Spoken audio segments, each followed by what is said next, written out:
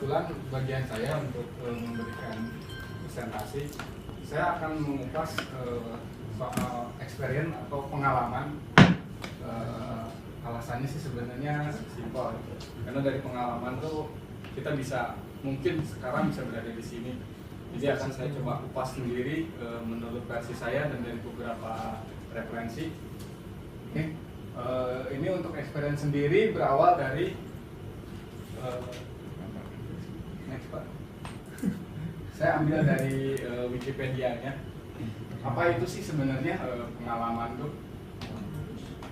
Next Pak. Iya, sabar. Yang saya dapat sebenarnya seperti ini kesimpulannya, hasil dari persentuhan alam dengan panca indera manusia berasal dari kata peng dan alam, dan dibagi dari pengalaman. Pengalaman memungkinkan seseorang menjadi tahu, dan hasil ini yang kemudian akan disebut dengan pengetahuan. Jadi apa yang sudah terjadi dari masa ke masa, dari proses ke proses, fase ke fase, itu yang membuat kita menjadi lebih tahu. Pengalaman itu nggak harus selalu pengalaman baik, ada pengalaman suram, buruk, apapun itu, dan tidak dalam satu hal, banyak hal. Karena seperti kita tahu, ilmu ataupun apapun itu berceceran di alam dunia itu. Jadi itu yang bisa dibuat kita sebagai pengalaman untuk mencari pengetahuan yang lebih. Oke, next.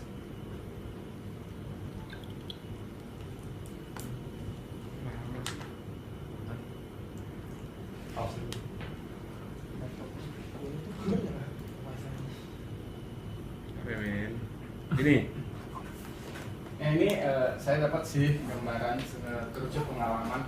Sebenarnya pengalaman itu bisa diambil dari beberapa bagian, dari verbal, visual, dan terlihat. Yang terbuat dari verbal mungkin kita bisa lihat pengalaman dari experience kita baca buku atau apa, mendengarkan seperti biasa kita mendengarkan dari manapun, pengalaman orang, pengalaman dari TV ataupun apa, melihat sama dari visualnya dari TV, film ataupun apa, terlibat kita bermain langsung dalam sebuah pengalaman itu, ngalamin langsung gitu. Saat berbuat yaitu mengerjakan hal yang nyata, kita berbuat dari pengalaman yang kita lakukan, yang kita buat sendiri. Oke, nextnya ini saya ambil dari Opah nih. Salah satu kunci kebahagiaan adalah menggunakan uangmu untuk pengalaman, bukan untuk keinginan. Intinya sih itu saya rasain sendiri. Berawal dari kesukaan saya di dunia IT itu, saya harus nyari nih apa sih gitu. Karena beberapa kali pengalaman kerja saya hanya kuat kurang dari 1 tahun. Di sini saya bisa bertahan sampai 6 tahun. Mungkin bakat juga, bakat butuh. Tapi selebihnya sih Bakat mutu itu gimana? butuh pekerjaan maksudnya. Tapi selebihnya keinginan saya, kesukaan saya sebenarnya dari dunia informatika tuh dari semenjak dia menjabat sebagai Menristek, saya berpikir kerja saya nggak pernah petani, karena saya mungkin belum menemukan sesuatu yang saya pengen gitu. Saya suka dalam hal komputer, informatika.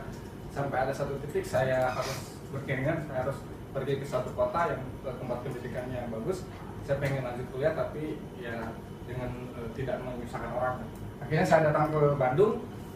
Sebulan saya kerja, saya langsung memberanikan kuliah di dunia informatika. Inilah pengorbanannya gitu. Saya harus nyisahkan uang untuk makan, untuk kosan, dan untuk bayar kuliah. Dan itu saya jalanin, dan akhirnya saya juga bisa ngerasain atmosfer di dunia IT itu seperti ini sampai sekarang berada di sini. Nah, itu salah satu contoh untuk menggunakan uangmu untuk pengalaman, bukan untuk keinginan. Kadang berapa tahun sampai 3 tahun lebih lah, saya sedikit menghilangkan keinginan saya untuk ini, untuk itu, untuk ini, untuk itu, karena bagi saya ini untuk ke depan saya. Ini saya ambil dari bapak ini yang keren ini pokoknya. Next Pak. Siap. Apa sih purpose-nya dari pengalaman itu? Sebenarnya banyak hal. Pertama, passion. Kita bisa menemukan passion kita dari pengalaman kita, ya, hal yang kita lakukan berulang-ulang seperti yang minggu lalu kita bahas dari Saudara Sandi. Passion itu saat yang kita lakukan berulang-ulang dan kita sukai. Dari pengalaman kita mungkin kita bisa tahu mana sih, oh ini kok enggak, oh ini kok enggak. Tapi ada beberapa pengalaman yang lahir menentukan passion kita dari sebuah pengalaman dari dulu dia berjualan dari emperan sampai dia sekarang punya perusahaan besar, itu berdasarkan dari pengalaman dia. Passion dia dapat dari pengalaman dia. Yang keduanya, share knowledge. Dengan pengalaman kita bisa share ke orang. Bukan hanya pengalaman baik, pengalaman buruk, apapun itu kita bisa share untuk kedepannya, untuk lebih baik. Karena itu semua ilmu. Jadi kita bisa share semua pengalaman kita. Nextnya, visi dan misi. Kita bisa membentuk visi kita apa sih dari pengalaman kita. Kita bisa merubah, kita bisa memulai visi baru, merubah visi yang udah ada. Contoh kecil, sedikit cerita. Saya kemarin pulang ke Semarang. Biasa ngobrol dengan mertua, dia menjalani jualan itu dari semenjak anak-anaknya kecil. Tujuan dia berjualan, padahal berjualannya sangat hebat menurut saya, dia mentor sejati saya. Jualan dia dari jam 1 malam, jam 2 malam sampai jam 6 pagi. Membungkus sayur-sayuran itu dari jam 8 malam sampai jam 10 atau jam 11. Saya sempat berbincang-bincang dengan beliau, Pak, udah berapa tahun Pak? Wah, dari anak kecil. Gak capek Pak. Gimana ya? Dulu saya kayak gini tuh karena pengen fokusnya biayain anak-anak biar dari sekolah. Yang gitu, saya mikirnya kan udah pada kerja, udah pada punya anak, udah punya keluarga sendiri. Bapak kenapa Mas? Iya sih, anak-anak juga sempat bilang suruh berhenti. Tapi gimana ya? Sekarang tujuannya udah bukan lagi cari duit, udah sesuatu yang hal yang biasa dilakukan dan menjadi senang. Jadi kalau dia nggak melakukan jualan tuh nggak enak gitu jadinya tuh. Jadi visi dulu kalau saya mencari uang, sekarang nggak, udah dia hal yang senang aja saya lakuin jualan tuh. Padahal dari jam 1 sampai jam 6 pagi loh. Nah itu kita bisa merubah visi dari awalnya kita dagang seperti apa, tujuannya apa, dengan pengalaman berpuluh-puluh tahun. Sekarang dia udah merubah lagi visi dia tuh udah nggak mikirin buat kebutuhan anak-anaknya lagi, tapi emang dia jalankan karena dia senang gitu, bukan karena visi yang lain gitu. Itu kita bisa rubah visi misi itu, kita bisa rubah dari pengalaman kita. Yang selebihnya dinamis. Dengan pengalaman ini kita bisa banyaknya kita punya pengalaman hidup ataupun dari itu pendidikan, dari pengalaman hidup, dari itu pekerjaan, kita dituntut bisa lebih dinamis menghadapi perubahan.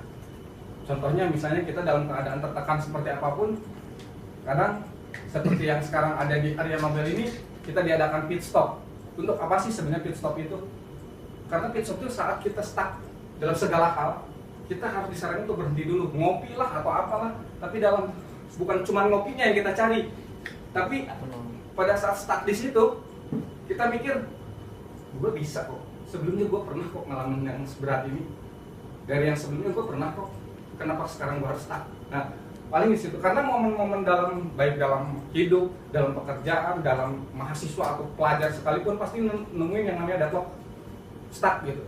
Tapi pada saat kita beristirahat dulu, pit stop dulu di situ, kadang kita berpikir, enggak kok, pernah kok gue ngalamin ini, gue bisa kok ngalamin hal yang lebih berat dari ini, ataupun wah ini pengalaman yang terberat. Itu kita bisa lihat dari pengalaman-pengalaman yang sudah.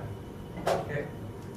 Nextnya religius. Dengan pengalaman mungkin kita lebih bisa mendekatkan diri kita ke yang Maha Kuasa. Dari pengalaman buruk, dari pengalaman apapun, dari sharing dengan teman, dari sharing knowledge pengalaman dengan teman, kita bisa lebih jauh mendekatkan diri ke Sang Maha Pencipta. Nextnya, sukses.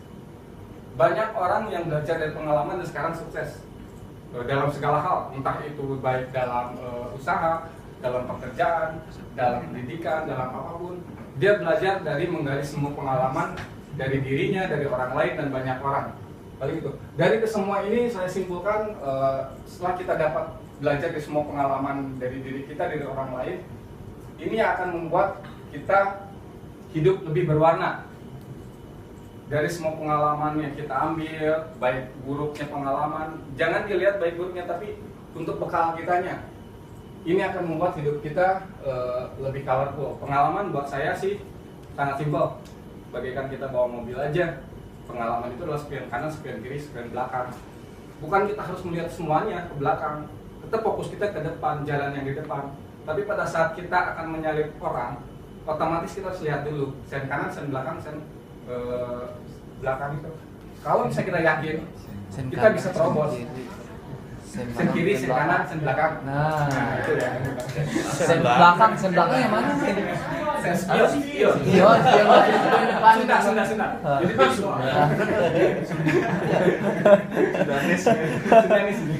Jadi kalau kita yakin, tapi bukan berarti tanpa perhitungan. Spekulasi boleh, tapi harus ada analisa. Analisanya apa? Yaitu spion kita. Jadi kalau misalnya spion kita, wah kosong nih, cuma satu, yakin nih bisa. Tapi kan ada, walaupun ada yang satu, ada tapi saya nggak yakin, nggak jadi. Tergantung setiap orang mempunyai keyakinan dari pengalaman mereka, dari masa lalu mereka. Oke, itu yang terakhir mungkin saya bisa share, pengalaman adalah guru yang kejam. Tetapi Anda bisa belajar dengan cepat dari sebuah pengalaman itu. Dari William Lawson.